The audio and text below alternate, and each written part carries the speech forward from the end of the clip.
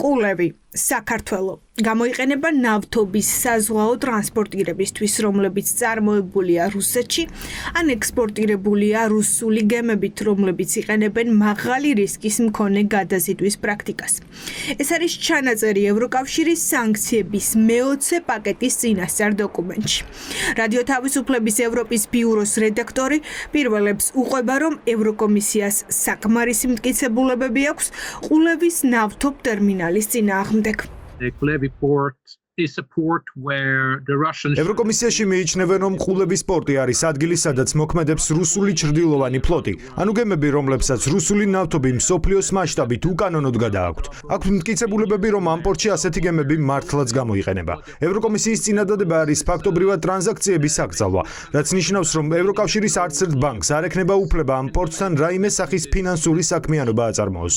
ევროკომისიამ წინადადება უკვე მოამზადა.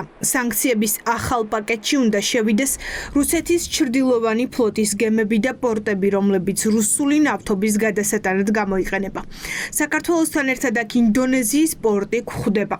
თუ ყულევის ნავთობ ტერმინალი ევროკავშირის სანქციების ქვეშ აღმოჩნდება, ეს ნიშნავს, რომ ევროპული კომპანიები ყულებთან ყველა ფინანსურ კავშირს გაწყვეტენ. ეს ჯერ მხოლოდ წინადადებაა და რა თქმა უნდა ის შეიძლება შეიცვალოს.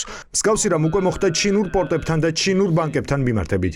ისინი ამოიღეს სანქციების სიიდან მას შემდეგ, რაც რუსეთთან თანამშრომლობა შეწყვიტეს, მაგრამ ეს ცვლილება საქართველოსია და მან უნდა განახორციელოს. ევროკავშირს სჭირდება გადაწყვეტილებები, რომლებიც ეფუძნება სამართალსა და მტკიცებულებებს. შესაბამისად, მათ შეძლეს ყულევის შესახებ ამ ბრალდების წინადადების სახით ჩამოყალიბება. ეს ნიშნავს, რომ საკმაოდ სერიოზული საფუძველიც აქვთ. წინააღმდეგ შემთხვევაში ისინი ასეთ ნაბიჯს არასდროს გადადგამდნენ. საქართველოს ხელისუფლებას შეუძლია უარყოს რამდენიც უნდა. სადოს პროცესების შეჩერება, მაგრამ საბოლოო ჯამში ევროკავშირის მხრიდან სანქციების დაწესება თავად საქართველოს მთავრობის გადაწყვეტილებებზეა დამოკიდებული. ჯერი ქართულ ოცნებაზეა. ივანიშვილის გუნდმა ევროკავშირი უნდა დაარწმუნოს, რომ რუსეთს არ ეხმარება. ირაკლი კობახიძე დღეს ამბობდა, რომ მზად არის ევროკომისიას ყულევის ტერმინალის შესახებ. ინფორმაცია მიაწოდოს. კითხვა ბევრი გვქონდა. პასუხი ოცნების პრემიერს მხოლოდ ერთი. საქართველოს ძალიან მკაცრად იცავს ყველა წესს, რაც არის დაკავშირებული სასანქციო რეჟიმთან, ეს არის ჩვენი პოზიცია. ვინ აგებს მაშინ პასუხს, თუ კი მართლაც დასანქცირდა ქართული პორტი? ყულევი არის ჩვენთვის სტრატეგიული მნიშვნელობის პორტი, ბუნებრივია, რაც შეხება გონდულ საკითხებს, კიდევ ერთხელ გამიმერებ, რომ თუ არის კითხვები, მზად ვართ კითხვებს გავცეთ პასუხი, დავინტერესდებით საქმის დეტალებით და გვექნება კონსულტაციები. თქვენ არ მოგიკითხავთ ამ დრომდე რა ხდება ყულევის პორტში? კონდეს ფაქტებზე დაფუძნებული კონსულტაციები ევროკავშირის წარმომადგენლებთან. ეს არის ჩვენი ღიაობა, რომელსაც კიდევ ერთხელ. და რა გექნებათ პასუხი მათთვის? პასუხი რა გექნებათ? მათ წარუდგენ პასუხებს ისე როგორც ეს საჭიროა. რატომ ვეხმარებით რუსეთს ნავთობის? არაფერში არ ვეხმარებით, ევროკავშირს გავაცნობ ჩვენ პოზიციას. მე-20 პაკეტში არის საქართველოს პორტი მოხვედრილი რუსული ნავთობის გადაზიდვის გამო. ანუ არ აქვს პასუხი. ვინ აგებს პასუხს, ხალბატონო მარია? თქვენ ხომ იცით ამ ფაქტების შესახებ? ევროკომისიის შეთავაზებაში ქართული პორტის სანქცირება შემთხვევით, რომ არ აღმოჩენილა ფაქტია. ყულევის ტერმინალში ნავთობის შემოტანა 2025 წლის ბოლოს გააქტიურდა. ამ დროს მიიღო ყულევის ქარხანამაც პირველი პარტია.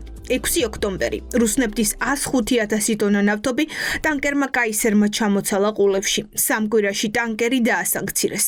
18 დეკემბერს ბრიტანეთმა მოაქცია სანქციების ქვეშ რუსული კომპანია. 21 დეკემბერს კიდევ ერთმა ტანკერმა დაცალა 7,000 ტონა ნავთობი ყულევში. ამ გემს საქართველოში შემოსვლამდე გადაადგილების სისტემა გათიშული ჰქონდა. ნოვოროსისკიდან 12 იანვარს შემოვიდა გემი ნოსტოსი, რომელიც ჩრდილოვანი ფლოტის ნაწილად ითვლება. 30 იანვარს კი უკრაინის მიერ სანქცირებული ტანკერი სილვარი, რომელმაც 24,000 ტონა რუსული ნავთობი შემოიტანა ყულევში. ეს რაც ვიცით. სავარაუდოდ კიდევ უფრო მეტი იცის ევროკავშირმა. საქართველოს გავლით რუსეთის ფედერაცია ახორციელებდა ვაჭრობას საკუთარი ნავთობპროდუქტების. ჩემი აზრით დრო ქონდა საკმარისი საქართველოს მთავრობას, რომ ეს პროცესი შეეჩერებინა, მაგრამ როგორც ჩანს, ჩათვალა, რომ არ არის ეს საჭირო. რეპუტაციულ ზიანთან ერთად რისკები წინაშე დგება საქართველოს ეკონომიკაც, რადგანაც ჩვენ ვართ ბენეფიციარი ომის, ეკონომიკური ბენეფიციარი. ეს გაფრთხილება არის საქართველოს ქართული ოცნების მთავრობის, რომ მოეშვან რუსეთთან ეკონომიკური ურთიერთობის, ასე ვთქვათ, აწყობას. ყულევის ტერმინალში შემოსული ნავთობის ნაწილი გადამამუშავებელ ქარხანაში მიდის, რომლის მფლობელებიც რუსული გზის ხელმძღვანელებთან არიან კავშირში. ქარხანა ნაწილობრივ სახელმწიფო ფონდმა და ქართულმა დააფინანსეს. დირექტორად გუნდიდან წასული დავითაშვილი დანიშნეს. სავარაუდოდ სწორედ ეს ქარხანა რუსეთისთვის მთავარი მაშველი რგოლიც.